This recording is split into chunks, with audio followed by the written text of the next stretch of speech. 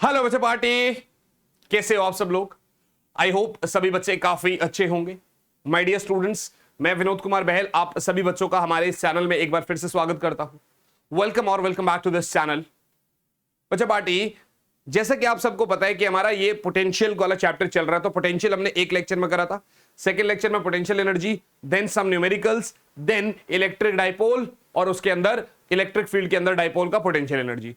अब कैपेसिटेंस से पहले का क्या टॉपिक रह गया आपका? इक्विपोटेंशियल सरफेसेस और relation between electric field and electric potential.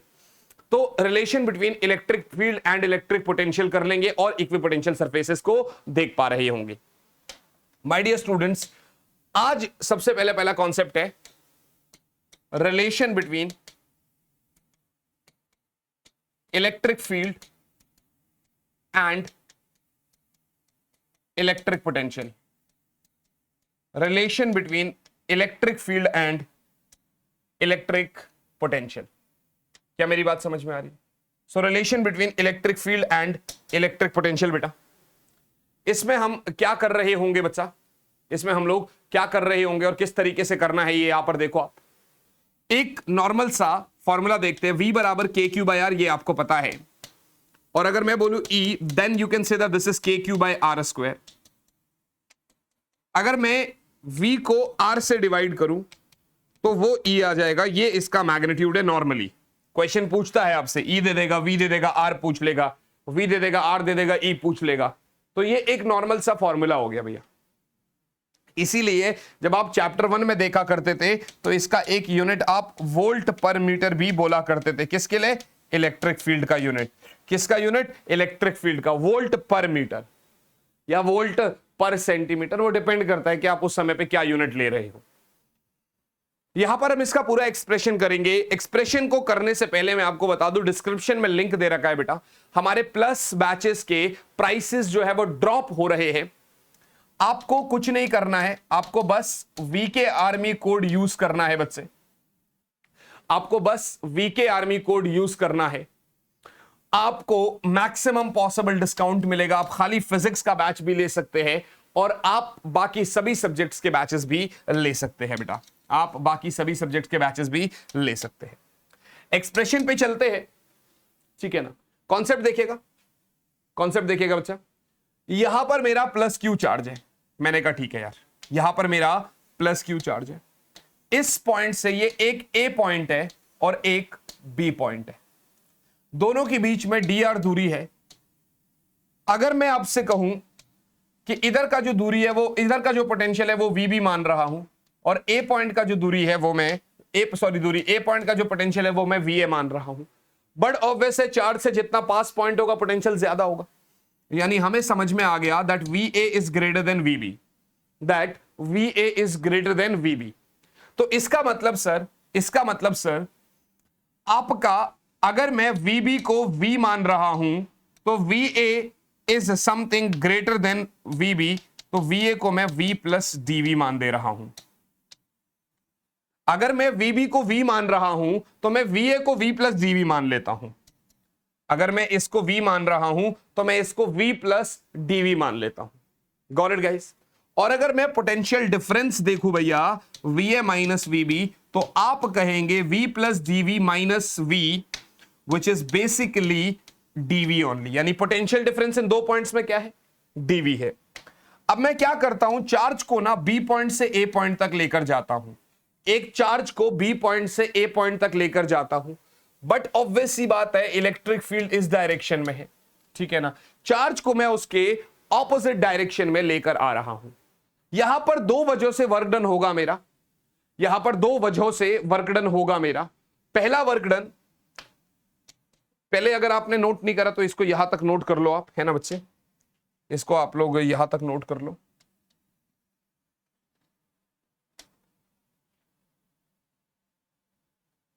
सबसे पहले अगर मैं आपको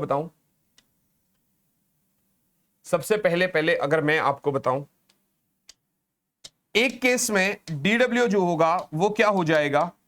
qdv। आपको पता है पोटेंशियल का फॉर्मूला, पोटेंशियल बराबर work done per unit charge. तो small work done in taking this charge from b to a is qdv। ये रहा पहला कॉन्सेप्ट। और दूसरा वर्क डन और क्या हो सकता है? देखिए आपको पता है कि प्लस चार्ज के ऊपर इलेक्ट्रिक फील्ड इस डायरेक्शन में फोर्स लगाएगा, लेकिन आप उसके अगेंस्ट में लेकर आ रहे हो। कहने का मतलब जो मेरा इलेक्ट्रिक फोर्स है वो इस डायरेक्शन में है, बट जो चार्ज का डिस्प्लेसमेंट है, देखिए फोर्स इस डायरेक्शन में है, बट जो डिस्प्लेसमेंट है चार्ज का वो उसके अपोजिट है, माने 180 डिग्री एंगल बना रहा है। तो दूसरा जो फोर्स वो होगा एफ डी आर कॉस 180 ये, और आई कैन से माइनस, देखिए एफ कितना है, क्यू ई है, क्यू ई, और डी आर तो डी आर है, कॉस 180 माइनस 1 है, तो minus Q E D r हो गया। दोनों हो गए भाई, एक क्यू डी वी और एक minus Q E D R. From first and second यदि आप देखेंगे तो आपका क्यू ई जो हो जाएगा वो माइनस क्यू ई, सॉरी जो आपका क्यू डी वी हो जाएगा, वो minus Q E D r हो जाएगा, क्यू से क्यू कट जाएगा, तो आपका यहां से further E is equals to minus dv by d r हो जाएगा। आपका फॉर्मूला क्या आया बच्चे, E is equals to minus dv by d r. What does this mean, इस बात का मतलब क्या है, that E is equals to minus dv by d r. इसका मतलब बिल्कुल साफ है बेटा कि आपका इलेक्ट्रिक फील्ड के डायरेक्शन में पोटेंशियल डिक्रीज हो रहा है। देखो भैया ये पास में था, डायरेक्शन इस डायरेक्शन में, इधर पोटेंशियल V है तो इधर कुछ, इधर V प्लस dV है तो इधर कम हो गया, V हो गया। Negative sign represents that electric potential decreases in the direction of electric field. क्या मेरी बात समझ में आ रही है? यहां तक नोट कर लो आप लोग एक बार, ठीक है ना। मैं यहां पर लिख लेता हूं, ठीक है ना, यहां पर मैं लिख लेता हूं, थोड़ा सा इसको छोटा कर देता हूं, ज्यादा नहीं, ज्यादा हो गया।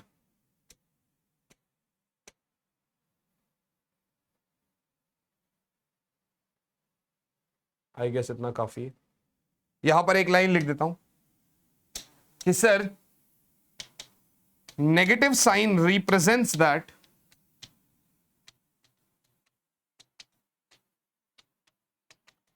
Electric potential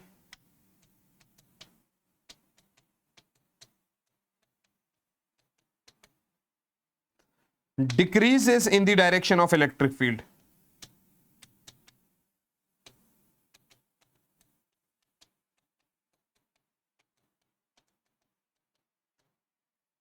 Negative sign represents that electric potential decreases in the direction of electric field. Right बच्चा पार्टी? तो ये था आपका रिलेशन। ये तो नॉर्मल मैंने बोला E बराबर minus dv by d r. आप इसका वेक्टर से रिलेटेड भी कॉन्सेप्ट पढ़ सकते हैं, तो हम E वेक्टर को पढ़ते हैं, E is the electric field. हम इसका ना फिर फॉर्मूला पढ़ते हैं, पूरा तो हमारे सिलेबस में नहीं है, बट इतना है that minus dv by D x i cap minus dv by d y j cap minus del v by del z k cap. ये इस कॉन्सेप्ट को क्या बोलते हैं, पार्शियल डिफरेंशिएशन बोलते हैं बेटा। इसको क्या बोलते हैं बच्चा, पार्शियल डिफरेंशिएशन बोलते हैं। इसको हम लोग पार्शियल डिफरेंशिएशन बोलते हैं बेटा। मतलब जो इलेक्ट्रिक फील्ड है वो निकलेगा V का पार्शियल डिफरेंशिएशन। अब इसका क्या मतलब है, कैसे होगा ये इसका मतलब क्या है भैया, पार्शियल का मतलब क्या है। जैसे अगर आप V के लिए डिफरेंशिएट मतलब x के रिस्पेक्ट में करोगे तो उसके लिए y और z कांस्टेंट होगा, y के लिए x z कांस्टेंट होगा, z के लिए x और y, बाकी दोनों एलिमेंट्स जो है वो कांस्टेंट बिहेव करेंगे। कैसे बच्चों, मैं आपको समझाता हूं। देखिए जैसे मान लो एक क्वेश्चन है हमारे पास V इतना, और इसने हमसे E पूछ लिया। आप कैसे निकालोगे भैया, E बराबर minus del v by del x i cap minus del v by del y j cap minus del v by del z k cap. ठीक है जी, ये आपका कॉन्सेप्ट है भैया। तो आप पहले तो minus del by del x of, देखिए इसमें आपका 4x स्क्वायर का तो इंटीग्रेशन डिफरेंशिएशन हो जाएगा भैया, 3y कांस्टेंट होगा और कांस्टेंट का डिफरेंशिएशन 0 होता है। 2z इसके लिए कांस्टेंट है, उसका डिफरेंशिएशन 0 होता है। Minus del by del y, इसकी जगह आप ये कांस्टेंट 0 हो जाएगा, ये 0 हो जाएगा, सिर्फ माइनस 3y लिख देंगे। Minus del by del z of k cap की जगह पे सिर्फ 2z आ जाएगा, बाकी दोनों आपका कांस्टेंट है बेटा। ठीक है ना, ये आपका जे कैप आ गया और ये आपका के कैप आ गया। I hope this is very clear to you.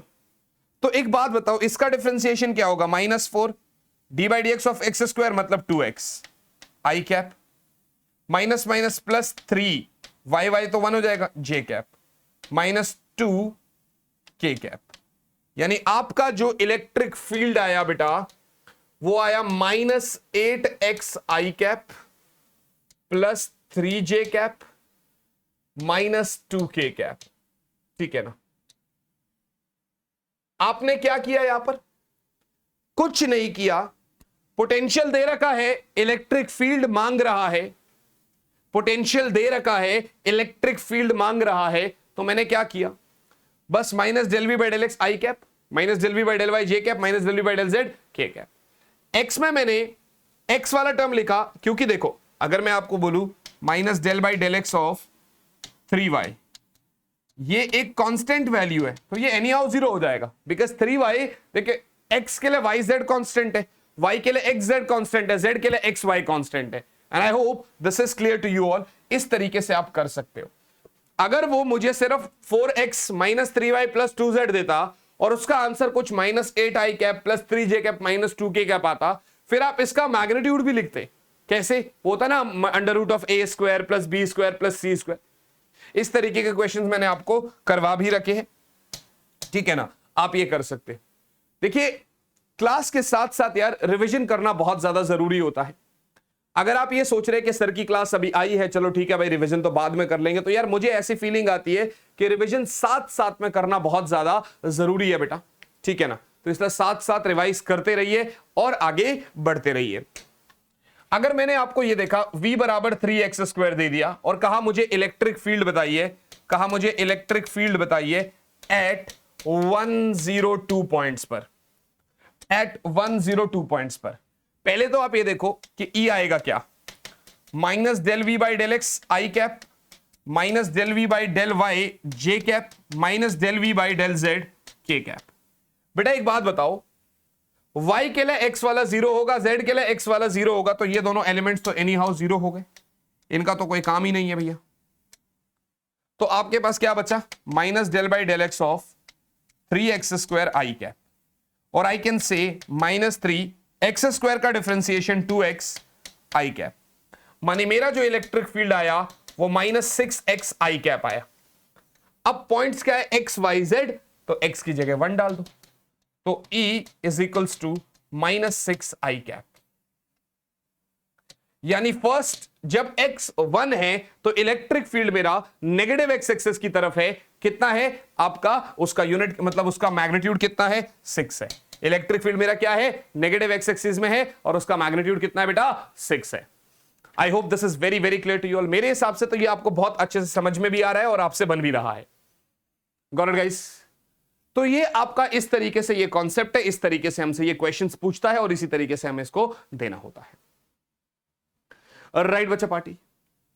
Now क्योंकि नेक्स्ट लेक्चर में हमें इलेक्ट्रिक कैपेसिटेंस शुरू करना है, थोड़ी सी मेरी तबीयत डाउन है तो सोचता कि मैं अगली क्लास में करता, बट इसको निपटा देते हैं, फिर अगली क्लास में एक फ्रेश तरीके से हम लोग इलेक्ट्रिक कैपेसिटेंस को शुरुआत कर रहे होंगे। तो भैया अभी हम लोग इक्विपोटेंशियल सरफेसेस के बारे में थोड़ा सा जान लेते हैं। ये इक्विपोटेंशियल सरफेसेस है क्या? जैसे आपने चैप्टर 1 में बेटा गॉसियन सरफेसेस के बारे में पढ़ा था, वैसे ही यहां पर हमारा इक्विपोटेंशियल सरफेसेस होता है। ये कुछ इमेजिनरी सरफेसेस है बेटा, these are some imaginary surfaces. ये कुछ इमेजिनरी सरफेसेस है where at each and every point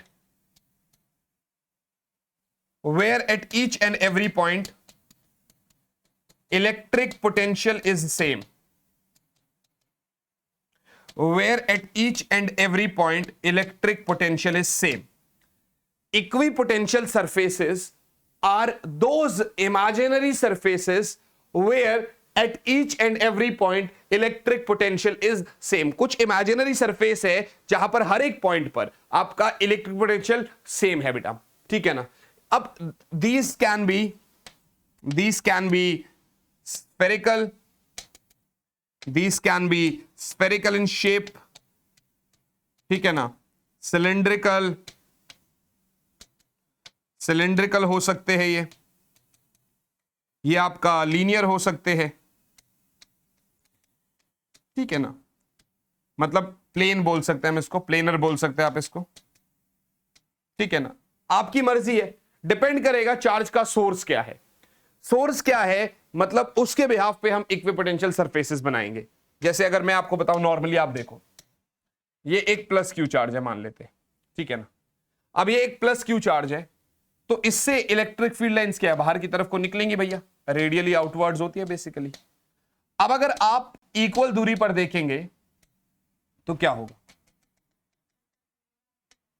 for an example इधर V है, फॉर एन एग्जाम्पल इधर V है, तो आपका फॉर एन एग्जाम्पल इधर 10 वोल्ट है, तो इधर पोटेंशियल क्या होगा, कम होगा भाई, बड़ा, वैसे 5 हो सकता है, मर्जी है, जैसे जैसे दूर जाते जाओगे पोटेंशियल हमारा कम होता जाएगा। अगर माइनस क्यू के लिए बनाऊंगा तो क्या होगा, electric field lines are radially inwards बच्चा। अगर मैं माइनस के लिए बनाऊंगा तो electric fields are radially inwards. I hope this is clear. अगर इधर मेरा समथिंग -5 वोल्ट है तो उधर -10 है, बट ऑब्वियस सी बात है, मतलब डिपेंड करता है कि कितना दूरी और कैसे कैसे क्या है, ठीक है ना। आप ये बात समझ में आ गया आपको? I hope this is very very clear to you all. अब अलग अलग चार्जेस है जिसकी वजह से मैं ये इक्विपोटेंशियल सरफेसेस बना सकता हूं, ठीक है ना, अलग अलग चार्जेस है जिसकी वजह से मैं इक्विपोटेंशियल सरफेसेस बना सकता हूं। कैसे बेटा, अगर मेरे पास प्लस क्यू चार्ज, अच्छा इसकी ना कुछ प्रॉपर्टीज होती है, कुछ प्रॉपर्टीज है इक्विपोटेंशियल सरफेसेस की। पहली प्रॉपर्टी ये है, क्योंकि इक्वी पोटेंशियल है, मतलब पोटेंशियल डिफरेंस जो है वो आपका 0 रहेगा, यानी यू कहो कि पोटेंशियल सेम रहेगा 2 पॉइंट्स का। अगर डीवी मेरा 0 है तो वर्क डन 0 होगा। So no work is required to move और to displace a charge over equipotential surface. पहला पॉइंट आप लिख सकते हो, no work is required to displace a charge over an equipotential surface. No work is required to displace a charge over an equipotential surface. बात समझ में आ रही है? पहला पार्ट। दूसरा, जिस तरीके से इलेक्ट्रिक फील्ड लाइंस इंटरसेक्ट नहीं कर सकते, उसी तरीके से दो इक्विपोटेंशियल सरफेसेस भी आपस में इंटरसेक्ट नहीं कर सकते। So no two equipotential surfaces can intersect each other. एक तो ये वाली बात हो गई, ठीक है ना। दूसरा, अगर आप देखेंगे तो equipotential surfaces, electric field lines are always perpendicular to equipotential surfaces. Electric field lines are always perpendicular to equipotential surfaces, are always perpendicular to equipotential surfaces. एक लास्ट प्रॉपर्टी और लिख लो, बाकी आप बुक से देख सकते हो, बहुत सारी चीजें लिखी होती है। इसमें हम ये लिख सकते हैं, जहां इलेक्ट्रिक फील्ड का स्ट्रेंथ ज्यादा होगा वहां इक्विपोटेंशियल सरफेसेस पास होंगे, जहां इलेक्ट्रिक फील्ड का मैग्नीट्यूड कम होगा वहां इक्विपोटेंशियल सरफेसेस दूर होंगे। So I can say here that equipotential surfaces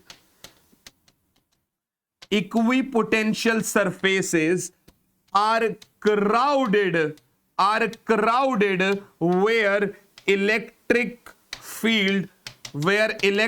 field strength is more, where electric field strength is more, and far away where electric field is weak. ये सारी property एक बार आप लिख लो, फिर एक बारी मैं दोबारा से आपको रिवाइज कराता हूं इसको। कॉन्सेप्ट समझो, देखो मेरी बात समझो। आपने अभी तक क्या पढ़ा? आपने एक ही चीज पढ़ी, आपने ये चीज पढ़ा कि सर इक्विपोटेंशियल सरफेसेस जनरली वो सरफेसेस होते हैं जहां पर at each and every point electric potential is same. Equipotential surfaces वो सरफेसेस होते हैं where at each and every point electric potential is same. I hope this is very very clear to you. So these can be spherical, these can be cylindrical, these can be planar, आपकी मर्जी है। अगर मैं आपको बताऊं तो equipotential surfaces आप अलग अलग बना सकते हो, बट उसकी कुछ प्रॉपर्टीज है। देखो, अगर मेरे पास ये एक इक्विपोटेंशियल सरफेस है फॉर एन एग्जांपल, यहां पोटेंशियल V है और यहां भी पोटेंशियल V है, आप एक चार्ज को यहां से यहां लेकर आ रहे हैं तो इधर डेल्टा V क्या है भाई, 0 है। अब अगर dV 0 है तो वर्क डन क्या होता है, Q dV मानी 0। इसका मतलब आप अगर इक्विपोटेंशियल सरफेस के ऊपर चार्ज को लेकर जा रहे हैं तो उस केस में कुछ V वर्क डन नहीं होता, वर्क डन 0 होता है। दो इक्विपोटेंशियल सरफेसेस आपस में इंटरसेक्ट नहीं कर सकते, ये आपको पता चलेगा। और इलेक्ट्रिक फील्ड लाइंस हमेशा इक्विपोटेंशियल सरफेस के परपेंडिकुलर होंगी। अगर आप ध्यान से देखेंगे तो इतना आपको पता होना चाहिए कि यहां से अगर इलेक्ट्रिक फील्ड लाइंस आप देखते भी है, अगर यहां से आप इलेक्ट्रिक फील्ड लाइंस देखते भी है, देखिए सेंटर से जब सरफेस तक कोई भी लाइन पास होती है तो परपेंडिकुलर होती है। तो आपकी जो इलेक्ट्रिक फील्ड लाइंस है वो आपकी परपेंडिकुलर होनी चाहिए। इलेक्ट्रिक फील्ड लाइंस हमेशा इक्विपोटेंशियल सरफेस के परपेंडिकुलर होगी। दूसरा, आपका इक्विपोटेंशियल सरफेसेस वहां पास होते हैं जहां इलेक्ट्रिक फील्ड का स्ट्रेंथ ज्यादा होता है, वहां दूर होते हैं जहां इलेक्ट्रिक फील्ड का स्ट्रेंथ कम होता है। जैसे कहां पर, जैसे कॉन्सेप्ट समझिएगा बच्चा, जैसे कॉन्सेप्ट समझिएगा, मेरी बात देखिएगा। मान लेते हैं ये मैंने प्लस क्यू ले लिया और ये मैंने एक और प्लस क्यू ले लिया, ठीक है ना।